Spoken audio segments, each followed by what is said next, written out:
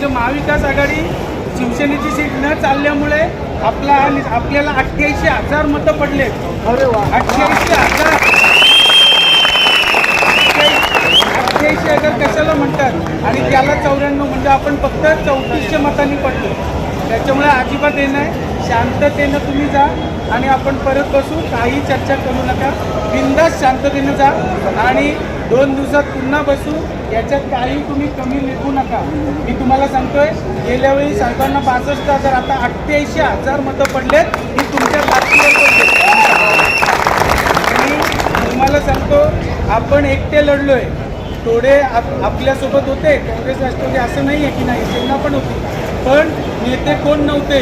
हा एकटा लढला आणि जिंकला.